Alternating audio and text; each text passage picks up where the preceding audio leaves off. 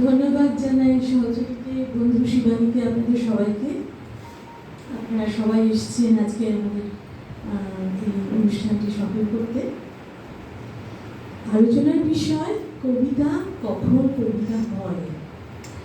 সত্যি বলতে কি, কবিতা কাকে বলে, কিভাবে কবিতা হয়, সে ব্যাপারটা আলোচনা করতে একটা সারা দিন কেন সারা সপ্তাহ কথা বললেও বোধহয় শেষ হবে না। আমার আগে যিনি বক্তা, উনি যা বলেছেন খুবই সুন্দর বলেছেন। আমি সেই টপিকের ওপর একেবারেই যাব না, আমি অন্য কিছু বলার চেষ্টা করছি। আশা করছি আপনাদের সবার ভালো লাগবে। বলা হয় সবার হৃদয়ে একটি কবি সত্তা বাস করে। মানুষের ভেতরে যে কোনো ভাব, অনুভূতি যদি কাব্যিকভাবে বা ছন্দবদ্ধ আকারে প্রকাশ করা যায়, সেটা কবিতা হতে পারে। তবে কবিতা কি, সে ব্যাপারে সুনির্দিষ্ট সংজ্ঞা কিন্তু আজ পর্যন্ত কেউ দিয়ে যেতে পারেনি। কবি কোলরিজ বললেন, poetry is the best words in the best order.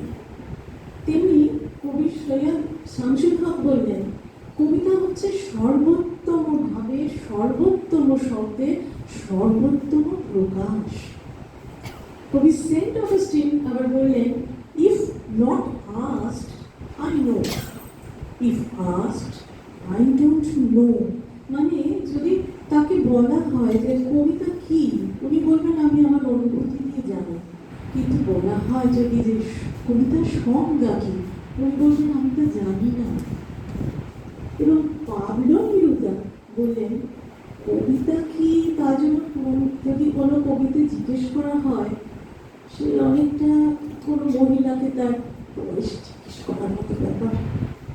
সুতরাং কবিতার সংজ্ঞা খুঁজে পাওয়া খুব মুশকিল। গ্রিক শব্দ পোয়েসিস, পোয়েসিস থেকে পোয়েট্রি শব্দের জন্ম হলো। পোয়েসিস ইংরেজি অর্থ তার হচ্ছে মেকিং। সুতরাং কবিতাকে এক অংশে নির্মাণ বলেও কেউ কেউ ভাবেন।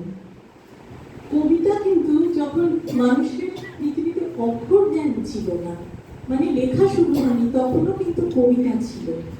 কিভাবে যারা প্রাচীন মহাকাব্য নিয়ে কথাবার্তা বলেন, গবেষণা করেন, তারা বলেন যে বিভিন্ন শব্দ ছন্দের মাধ্যমে সংযুক্ত করে দীর্ঘকাল মনে রাখার জন্য এবং পরবর্তী প্রজন্মকে দিয়ে যাওয়ার জন্য কবিতা ব্যবহার করা হয়। কিন্তু প্রাচীনতম কবিতা লেখা হয়নি, আবৃত্তি হয়েছে এবং গান গাওয়া হয়েছে। ইতিহাস, আইন, বংশতালিকা, ধর্ম, এমনকি যুদ্ধক্ষেত্রে কূটনীতি, দৈনন্দিন কার্যের নির্দেশাবলী এবং কথা সাহিত্য সবের জন্যই কবিতা ব্যবহার করা হয়েছে। এবার বলা হয় কবি কি কবিতা লেখার ক্লাস করে শেখেন? অনেকেই বলেন কবির জন্ম হয়। তা না হলে ফরাসি কবি আর্তুর র্যাগো 20 বছর বয়সের মধ্যে লিখে দিলেন তার বিশাল কবিতার সম্ভার। মাত্র 37 বছর তিনি বেঁচে ছিলেন। কবি হুইটম্যান 11 বছর বয়সে স্কুলের পড়া ছেড়ে উনি জীবিকার জন্য দৌড়লেন। সারা জীবন ভবঘুরে জীবন যাপন করে তিনি হলেন মার্কিন কবিতার জনক। লেটোর দলের বাকিদের সবার মধ্যে হারিয়ে না গিয়ে নজরুল কি করে নাড়িয়ে দিলেন বাংলা কবিতার ভিত। আর আমাদের রবি ঠাকুর, যিনি পাঠশালায় বসে কবিতার ক্লাস করেন, তিনি কিন্তু হয়ে উঠলেন বরেণ্য বিশ্বকবি। কবির জন্ম না হলে কি সব অকল্পনীয় ঘটনা ঘটত। মানুষের অস্তিত্বে দুটি দিক, একটি দেহগত, একটি আত্মিক। কবিতারও তেমনি একটি দৃশ্যমান, যা আমরা চোখে পড়ি, যা আমরা মুখে বলি, এবং অন্যটি অনুভূতি দিয়ে অনুভব করা হয়।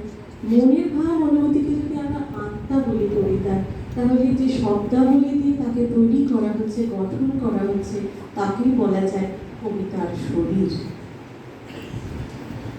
ভালো কবিতা কাকে বলে? এবার ভালো কবিতার নির্ণায়ক বা মানদণ্ড কিন্তু অনেক কিছু। আলোচনার সময় নেই বলে খুব ছোট্ট কয়েকটি জিনিস আলোচনা করছি, যা শুনতে আপনাদের হয়তো ভালো লাগবে।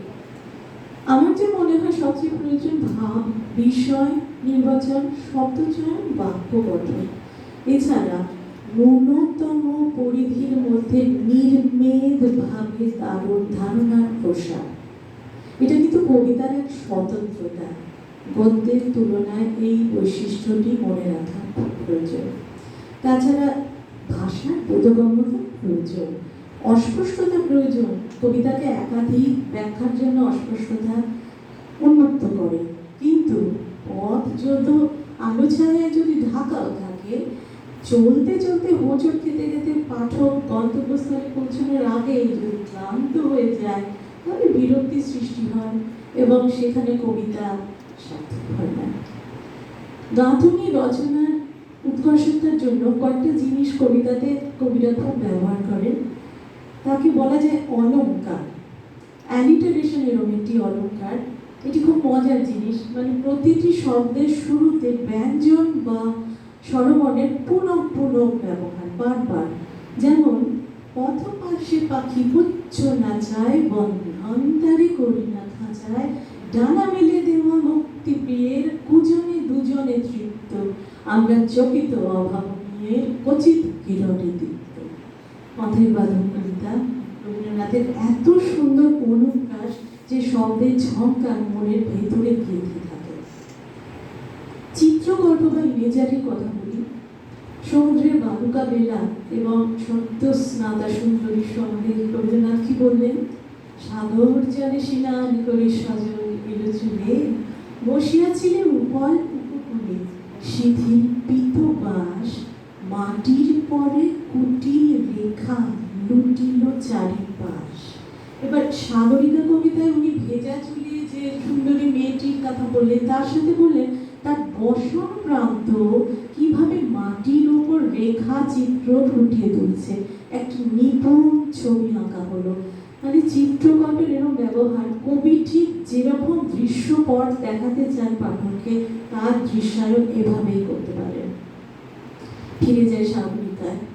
নিরাবরণ বক্ষে তব নিরাভরণ দেহে, চিকন সোনা লিখন উষা আঁকিয়া দিল স্নেহে। উষাকে, প্রভাতের নরম আলো, তাকে ব্যক্তিরূপ দেওয়া হলো, পার্সনিফিকেশন। মনে হলো উষা নিজেই যেন এসে চিত্র অঙ্কন করলেন মেয়েটির শরীরে। উপমা, উপমা কিন্তু কবিতার অর্থবোধের স্তর বিন্যাস ঘটায়। সত্যি বলতে কি, কবি জীবনানন্দ দাশের মতে উপমাই কবিতা। শুধু কাজী নজরুল ইসলাম না, আমাদের স্বয়ং রবি ঠাকুরও কিন্তু ওনার প্রথমের কবিতা পড়ে বলেছিলেন উপমা কিছুই হচ্ছে না। তবে অথচ সেই কবিরই লেখনীতে অমর হয়ে রইল পাখি নীড়ের মতো চোখ, সোনার ডিমের মতো ফাল্গুনের চাঁদ, আর শিশিরের মতো সন্ধ্যা। কবি অবসরের গান কবিতা লিখলেন, চারিদিকে নুয়ে পড়ে ফলেছে ফসল, তাদের স্তনের থেকে ফোঁটা ফোঁটা পড়িতেছে শিশিরের জল। রূপক, রূপক বা মেটাফর আবার সোজাসুজি প্রার্থিত শব্দটিকে ব্যবহার করে তুলনাকে পরিস্ফুট করতে। যেমন কয়েকটা খোঁড়া হাঁস ছেড়ে যায় জলের কিনারা, সন্ধ্যা আসে মেঠো মানুষের ঘরে ফেরা ধুলো মাখা পায়ে পায়ে। সন্ধ্যা যেন নিজেই হেঁটে এলো আমাদের সামনে দিয়ে। দেখুন এখানে কিন্তু মতো শব্দটি কোথাও ব্যবহার হয়নি অজিত বাইরের কবিতায়। সুতরাং সোজাসুজি সন্ধ্যা হেঁটে এলো এই অনুভবটি প্রকাশ করা হয়েছে। এবার একটি জিনিসের কথা বলবো, যেটি আমাদের কবিতায়, বাংলা কবিতায় একটু কম ব্যবহার হলেও ইংরেজিতে কিন্তু প্রচুর ব্যবহার হয়। কথাটি হচ্ছে ওনামাটোপিয়া বা বিশেষ অনুরণন সৃষ্টিকারী শব্দের ব্যবহার, যেটি একটি অলঙ্কার, যেটা কবিতার অবিকল অভিজ্ঞতাটিকে একেবারে সামনে এনে উপস্থাপনা করতে পারে। In a clamorous appealing to the mercy of the fire, leaping higher, higher, with a desperate desire. Oh, the bells, bells, bells, what a tale their terror tells. How they clang and clash and roll, what horror they outpour. Yet the ear it fully knows by the twangling and the clanging, how the danger ebbs and flows. Yet the year distinctly tells in the jangling and the wrangling how the danger sings and swells. কবি Edgar Allan পোর the bells কবিতা। ভেবে দেখুন, শুধু ঘন্টা ধ্বনি দিয়ে একটি দৃশ্য, যেখানে আগুন লেগেছে, সেখানে ঘন্টা বাজিয়ে ফায়ার যারা বন্ধ করবেন তারা আসছে, এই দৃশ্যটিকে শুধু ঘন্টা ধ্বনি দিয়ে এবং কয়েকটি শব্দ যেগুলো ঝংকার জায়গায় তাকে দিয়ে দৃশ্যটিকে সামনে, একেবারে সামনে উপস্থাপনা করা হচ্ছে। সুতরাং দেখা যায় অলঙ্কারের ব্যবহার, সুপরিকল্পিত ব্যবহার, পরিমিত ব্যবহার কিন্তু সৃষ্টিকে অনন্য করে তুলতে পারে। এবার বলি, কবিতার বিষয়বস্তু অনুযায়ী কি ছান্দিক গতি ঠিক করা দরকার? মহাভারতের কথা অমৃত সমান, কাশীরাম দাস কহে শুনো পুণ্যবান। গ্রামে গ্রামে এখন ওইরকম পয়ার সুর করে করে পড়া হয়। বাংলা কবিতায় আদি মধ্যযুগেও কিন্তু ছন্দের যে প্রয়োগ দেখা যায় তা কবিতার জন্য একটি স্বাভাবিক প্রবণতা হিসেবে মেনে নেওয়া হয়। আমরা কথা যখন বলি, নিঃশ্বাসের সুবিধার জন্য আমরা কিছুক্ষণ বলি, আবার থামি, আবার কিছুক্ষণ কথা বলি, এর মধ্যে যে গতি আছে সেটা আমাদের ভাবতে হয় না, এটা স্বাভাবিকভাবেই ঘটতে থাকে। তেমনিভাবে সেই অনুসারে কবিতার ছন্দ আপনা থেকেই তৈরি হওয়ার বিষয়। ছন্দ বিষয় কিন্তু কবি প্রায় কখনোই ভাবেন না, অর্থাৎ কোনো কবি ছন্দ অনুসরণ করে কবিতা লেখে না, রাদার ছন্দই কলমকে অনুসরণ করে। এটা তখনই সম্ভব যখন লিখতে লিখতে লেখন প্রক্রিয়ার সাথে একটি তালের দোলা কবির মননে চলতে থাকে। তালটি কবির লেখাকে অনুসরণ করে চলে, সাথে সাথে কবির চলার পথও নির্দেশিত হয়ে যায় আপনি। রবীন্দ্রনাথ বলেছেন, কথা যখন খাড়াইয়া থাকে তখন সে কেবল আপন অর্থটুকু নিবেদন করে, যখন তাকে ছন্দের আঘাতে নাড়া দেওয়া যায় তখন তার কাছ থেকে অর্থের বেশি আরো কিছু বেরিয়ে পড়ে। সেটা জানার জিনিস নয়, বেদনার জিনিস। সেটা যে পদার্থের পরিচয় নয়, রসের সম্ভোগ। সুতরাং ছন্দের কথা, ছন্দের প্রয়োজন অনেকেই বোধ করেন পাঠক হৃদয়ে ছন্দের কবিতা তোলা বেশি দেয় হয়তো। তবে আধুনিক যুগে কেউ বলেন কবিতার শব্দ সুষমা না থাকলে যতই কাঠামোবদ্ধ করা হোক, কবিতা কিন্তু কবিতা হয় না। সেই প্রসঙ্গে নির্মলা চক্রবর্তী একবার বলেছিলেন, ছন্দ জিনিসটা জানা ভালো, তবে এ দাসত্ব করা উচিত না। তবে কবিতার বিষয়বস্তু অনুযায়ী কি কবিতা ছান্দিক হবে? কোন ছন্দ ব্যবহৃত হবে? এখন নানা রকম ছন্দ যা আছে, অক্ষবৃত্ত, স্বরবৃত্ত, মাত্রবৃত্ত, সেই নিয়ে কথা বলার আজকে তো সময় নেই। কিন্তু কবিতার মুন্সিয়ানা ব্যবহার করেই ঠিক করে নেবেন, নির্ধারণ করবেন কোন কবিতায় তিনি ছন্দ দেবেন, কিরকম ছন্দ দেবেন। যেমন ভাস্বতী এক্ষুনি কবিতার কথা বলল, যেখানে বলছে গাজনের বাজনা বাজা, কে মালিক কে সে রাজা, কে দেয় সাজা মুক্ত স্বাধীন সত্য বেড়ে, হা হা হা পাই যে হাসি, ভগবান পরবে ফাঁসি, সর্বনাশী শিখার এই তত্ত্ব গেড়ে। এই যে উদ্দীপনা, এই উদ্দীপনা কিন্তু কোনো ছন্দহীন কবিতায় সৃষ্টি করা প্রায় সম্ভবই নয়। আবার কবি সুভাষ মুখোপাধ্যায় হারিয়ে যাওয়া সালেমানের মার উদ্দেশ্যে কি লিখলেন? পাগল বাবর আলীর চোখের মতো এলোমেলো আকাশ, তার নিচে 5 স্টেশন পেরোনো মিছিলে বারবার পিছিয়ে পড়ে বাবর আলীর মেয়ে সালেমান খুঁজছে তার মাকে। এই কলকাতা শহরে অলিগলির গোলক ধাঁধা, কোথায় লুকিয়ে তুমি সালেমানের মা?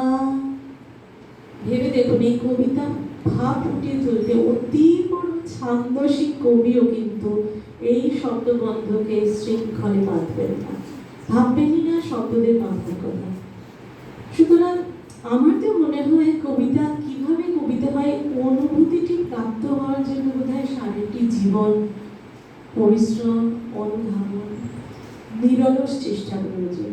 কাজটি শিখতে শুধু যে প্রচুর লেখা অভ্যেস করা তা না, প্রচুর পড়া দরকার, জোরে পাঠ, আলোচনা, এইসবই প্রয়োজন। তবেই সে সৃষ্টির পাঠক মননে পাকাপাকি স্থান পাবে। তবেই পড়ুয়া হৃদয় আপন মনে বলে উঠবে, আহা, আমি যদি আমারটা লিখতে পারতাম। তবেই সসীম সংসারের মাঝে বসেও কল্পনার অসীম জগতে পৌঁছতে পারবেন পাঠক, মুহূর্তের ক্ষুদ্র অনুভূতিকে সাথে নিয়ে, শুধুমাত্র কবিতার মাধ্যমে। ধন্যবাদ।